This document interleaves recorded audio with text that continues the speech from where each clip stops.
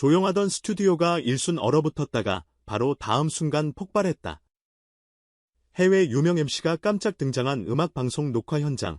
출연 가수들이 통역사를 기다리며 신중하게 답을 고르는 사이 빈에서가 마이크를 들어 올렸다. 주저함도, 검색하는 눈빛도 없이 또렷한 발음으로 흐르듯 이어지는 문장. 음악은 경계를 만들지 않아요. 무대 위에서 우리가 나누는 건 언어가 아니라 마음이라고 생각합니다. MC의 눈썹이 번쩍 올라가고 관객석에서 숨죽인 탄성이 새어나왔다. 그리고 그 유명한 한마디, 퍼펙트 잉글리시. 조명이 몸의 온도를 올리듯 뜨거워졌고 그 장면은 곧장 클립으로 잘려 SNS 타임라인을 점령했다. 그날 밤, 잉글리시 트루페어라는 해시태그가 순식간에 상위권을 찍었다. 유학파인 줄 알았잖아. 글로벌 아이돌 같은 아우라. 댓글창은 놀라움과 설렘으로 들끓었다. 일본의 오리콘 뉴스는 빈에서를 한국 트로트를 세계로 이끌 상징적 존재라고 평했고 미국의 음악 매체는 언어와 음악으로 문화를 잇는 천재 트로트 싱어라는 헤드라인으로 보도를 쏟아냈다. 국내 커뮤니티에는 트로트 덕후 아닌데 이 인터뷰 보고 팬 됐다는 인증글이 줄을 이었고 영어권 팬들은 자막 없이도 이해할 수 있다는 사실 자체가 감동이라며 박수 이모지를 끝없이 붙였다. 한 장면으로 공기가 뒤집히는 순간 무대 위 작은 자세 하나가 국경을 뛰어넘는 파급력을 가질 때 우리는 그걸 스타의 탄생이라고 부른다. 하지만 빈에서의 경우 그 말로는 부족하다. 그는 이미 국내 무대를 넘어 세계의 주파수에 자신만의 주파수를 정확히 맞추고 있었다. 사람들은 물었다. 언제, 어디서, 어떻게 저런 영어가 몸에 밴 걸까? 답은 화려하지 않다. 다만 꾸준했고 집요했다. 학교 끝자락 자리에서 시작한 낡은 영어 노트 한 권.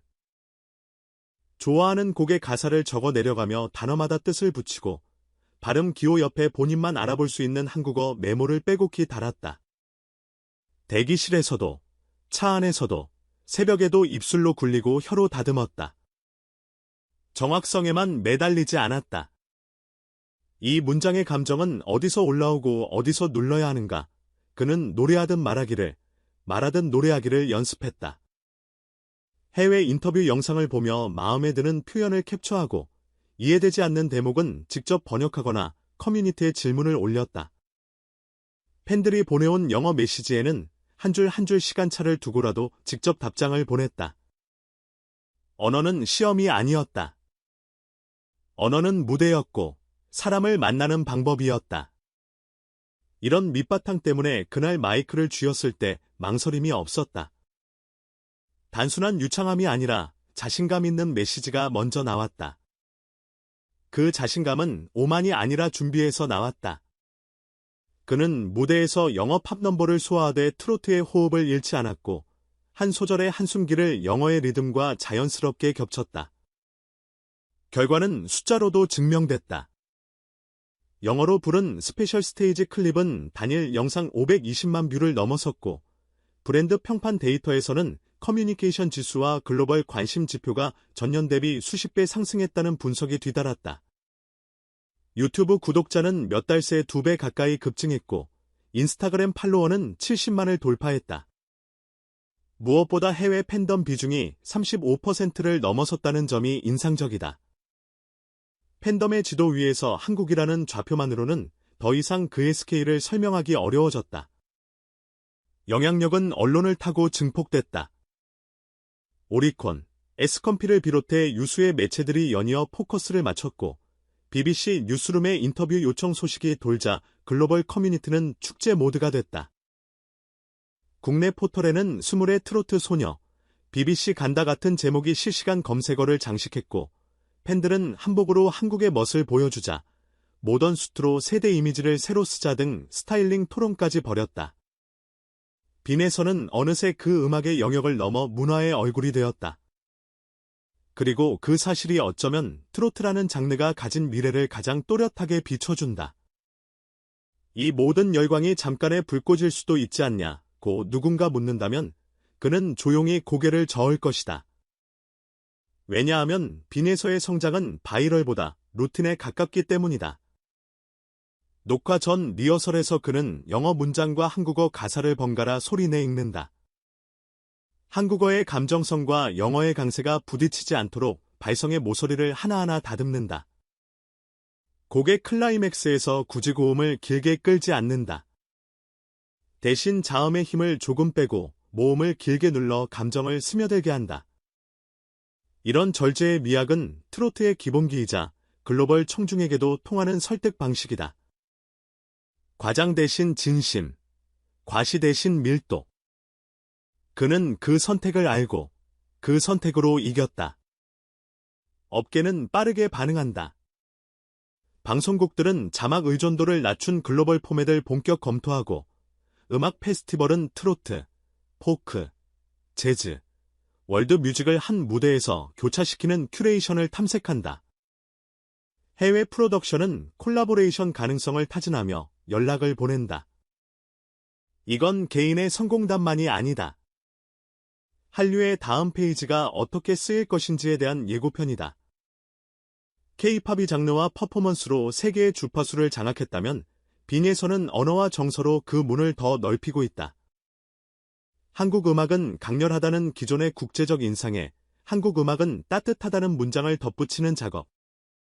관객의 기억 속에 오래 머무는 건 어쩌면 화려한 후렴이 아니라 불쑥 찾아오는 잔상일지도 모른다. 팬덤의 풍경도 새로워졌다.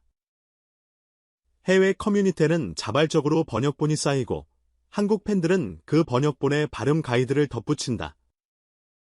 인터뷰 클립에는 이 대목의 뉘앙스는 이런 뜻이라는 설명 댓글이 달리고 현지 팬들은 자신들의 언어로 재해석한 커버를 올린다. 빈에서 세계 팬 사이에 조용한 수업이 오간다. 누군가가 묻는다. 당신은 어떻게 발음을 그렇게 섬세하게 하나요? 팬이 답한다. 그는 단어를 부르지 않고 단어에 기대어 감정을 부릅니다. 인상적인 답이다. 그 답을 이해하는 순간 우리는 왜 그의 무대의 국경이 보이지 않는지 깨닫는다. BBC 인터뷰가 현실이 되면 무엇을 기대할 수 있을까? 그는 아마도 한국의 전통과 현재를 동시에 품은 비주얼로 등장할 것이다. 한복의 선을 현대적으로 해석한 실루엣, 혹은 깔끔한 모던 테일러링의 한지 텍스처를 연상시키는 디테일, 말은 강렬하게, 메시지는 명확하게. 트로트는 이야기를 노래하는 장르입니다. 저는 이 이야기가 한국을 넘어 더 많은 사람들의 삶과 만났으면 좋겠습니다. 그 몇 문장 사이에 호흡을 어디에 둘지, 눈빛을 어디로 던질지, 고개를 어느 각도로 기울일지 그는 알고 있다. 인터뷰가 끝난 뒤 스튜디오 밖으로 나오는 길에 그를 기다리는 건 아마 각국 언어의 고맙다일 것이다. 그 고맙다 속에는 환영한다와 기다렸다가 함께 들어 있을 것이다. 빈에서 현상은 결국 이런 질문으로 우리를 데려간다. 음악의 언어는 무엇인가? 정확한 문법과 어휘일까? 아니면 호흡과 온도일까? 아마도 둘 다 하지만 순서는 분명하다. 감정이 먼저고 기술은 뒤따른다. 그는 그 순서를 지킨다. 그래서 영어를 잘하는 가수가 아니라 병어로도 빈에 서인 가수가 된다. 트로트의 본질을 잃지 않으면서 세계의 귀에 맞춘 발음과 속도를 찾는 일. 말은 쉬우나 실전은 어렵다. 그 어려운 일을 그는 오래 걸어왔다. 노트 한 권에서 시작해 이제는 세계의 노티피케이션을 울리는 자리까지. 달라지는 건 숫자뿐만이 아니다. 가족 단위로 공연장을 찾던 관객층의 해외 유학생, 어울러, 교포 커뮤니티가 합류한다. 리액션 영상의 국적이 다양해지고 공연 후기에는 한국어 가사를 내 언어로 번역해봤다는 장문의 글이 늘어난다. 장르의 경계가 느슨해지는 만큼 취향의 지도는 촘촘해진다. 누군가는 그의 감정을 좋아하고 누군가는 그의 딕션을 좋아하며 어떤 이는 그의 침묵을 좋아한다. 침묵. 그렇다. 그는 말하지 않을 때도 말한다. 인터뷰에서 잠시 멈칫하는 후 무대에서 고개를 살짝 숙이는 제스처. 그 사이사이의 공백이 관객의 마음을 건드린다. 음악의 설득은 소리로만 이루어지지 않는다. 물론 부담도 커졌다. 국제 무대의 얼굴이라는 타이틀은 달콤하지만 무겁다. 그러나 그는 그 무게를 의무가 아닌 기회로 읽는다. 그래서 준비를 배가한다. 외국어 코칭을 주기적으로 받고 발음 교정과 인터뷰 트레이닝을 병행한다. 한국어 가사에 담긴 함의를 영어로 어떻게 정확하게 전달할지 번역의 경계를 실험한다.